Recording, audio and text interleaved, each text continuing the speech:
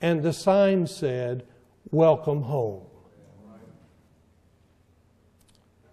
Looking backward, it's good to see those points at which we've left part of our hearts.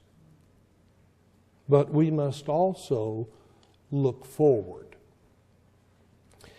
and send a scrap of our hearts ahead to the place that we're going. Send a healthy, wholesome part of yourself as a down payment, believing that God will be a vital part of your future. The Lord said to Isaiah, "Now I declare" what? "New things.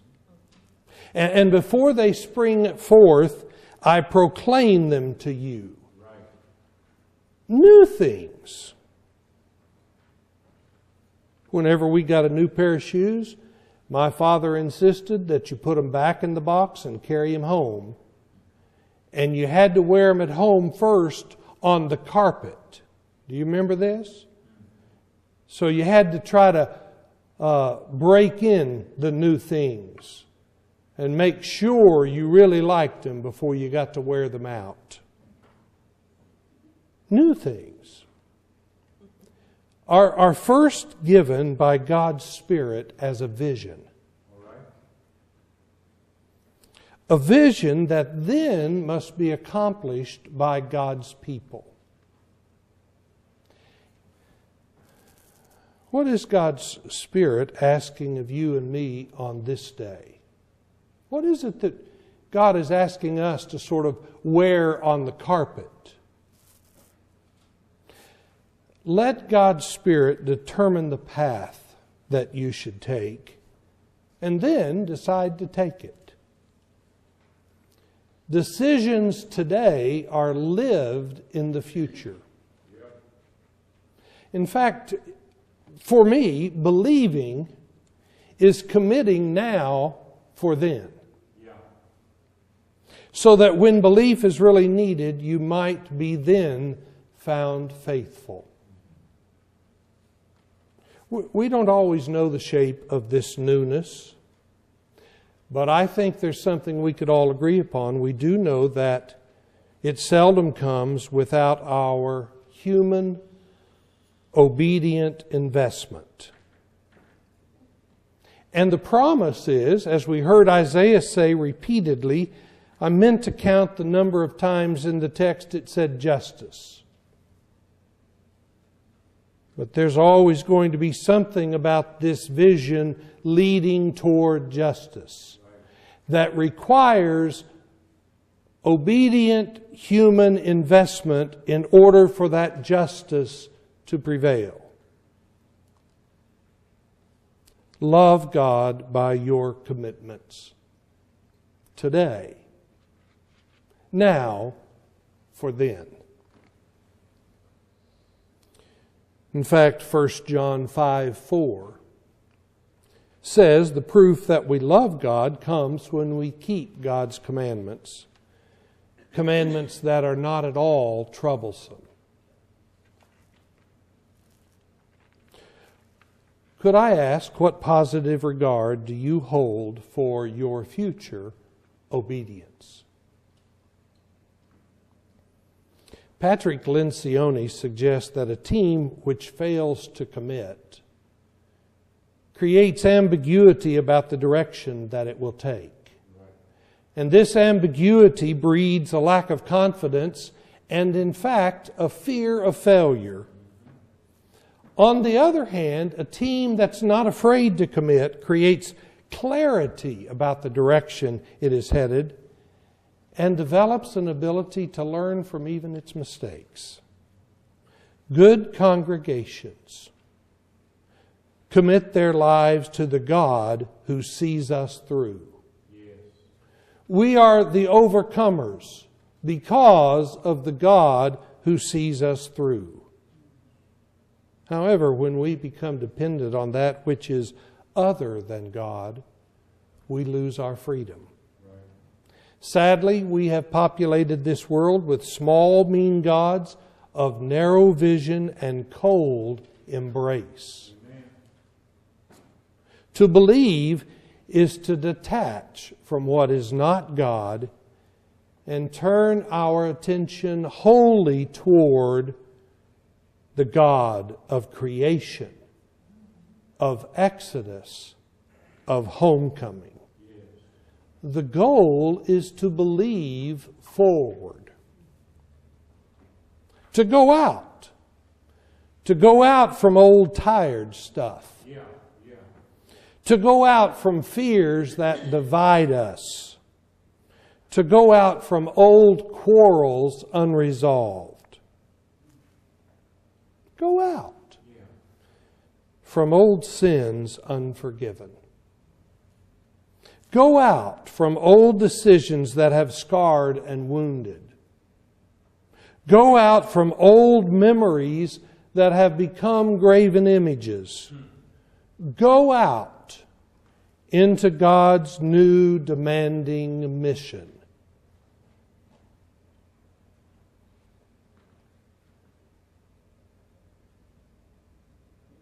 Committing your best self to God's current newness demands that you believe with the faith of Father Abraham and the delight of Mother Sarah.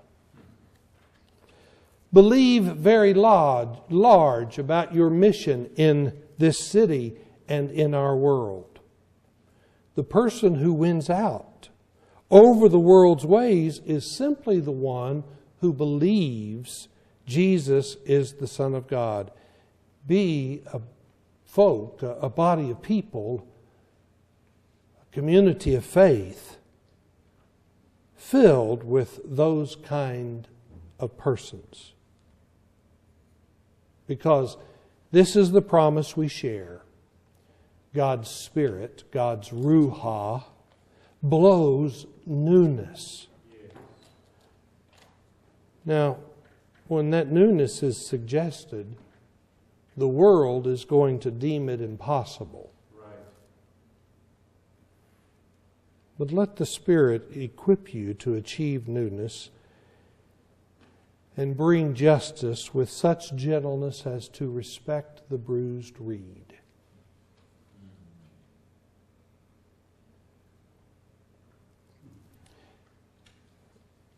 Several summers ago, our grandson Tommy was 5 years old, and it was time for Tommy to get to make his trip by, as he said, my own self, up to see Grandma and Grandpa.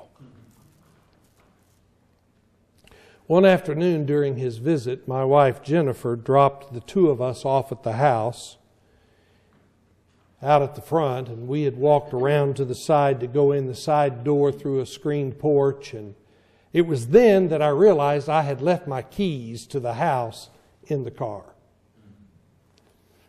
And I couldn't really figure out what to do, but when I realized we were locked out, it was just almost instantly that Tommy just became rather disappointed in me. There was no question about it that it made him lose his confidence in me. He complained, I can't believe it. What were you thinking? And then, as if I wasn't shamed enough, he said, you know, Grandpa, our day is ruined. Well, trying to save a little face and hoping I could then think through our options, and I suggested we go back around to the front of the house, out to the curb, and just sit down on the curb and chew a piece of grass. And Tommy looked at me and he said, Grandpa, how's that going to get us into the house? Reluctantly, I drug him out front. We sat down in the front and we were trying to chew a piece of grass. I thought, it might be some kind of memory making we were about to do. He said, this isn't getting it done. Then it dawned on me that we could walk up the street to the Flassings. Jess was a retired game warden, and Helen was a retired elementary school principal. They were great neighbors who lived up the hill at the other end of the block. You see, even though they were in their 90s, Ellen still baked the best pies and rolls that you could imagine. And on occasion, she would say to Jess, well, carry a warm gift of delicious down the hill to the Graham's house. Now you understand why they came to mind. Well, when we knocked on the door, Helen answered, and she leaned over and she said, oh, my two favorite guys. And Tommy looked at me, not just curiously or bewildered, but almost a little put off because he thought it was an exaggeration. I could read it across his face. She doesn't even know me. Come in, Helen said. I'm just icing some warm fudge brownies. I broke out in goosebumps all over me. While we were waiting for Jennifer to come, we took our cold milk and our snacks with us out to the porch swing. Enjoying the moment completely, Tommy said, Grandpa, this feels good in my mouth. Then, with some icing still on his lips and his confidence restored in me, he took the moment to pause and sort of wonder out loud. He said to me, how did you know? How did you know there'd be brownies?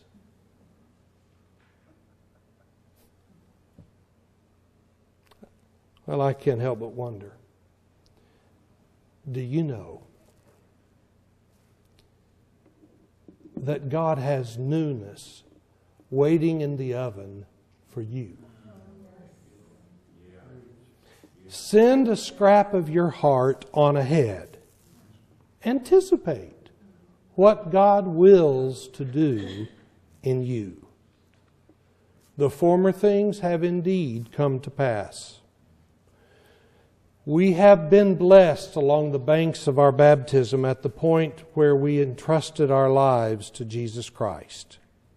So it's right, it's good for us to invest a scrap of our hearts in the heritage that we share as free and faithful Baptists. And we believe in God's declaration to do new things.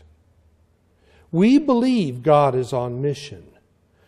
We believe that our mutual calling is to be the very first word I heard when I entered the doors. Ambassadors for Christ committed to a ministry of reconciliation.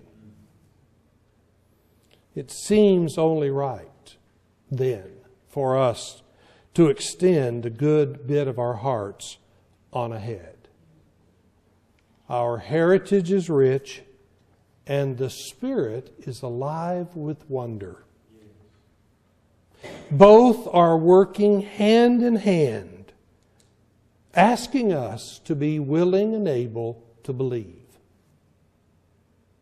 I wonder, will we be convictional Baptists, gracious Christians with a global vision, because our God is a global God?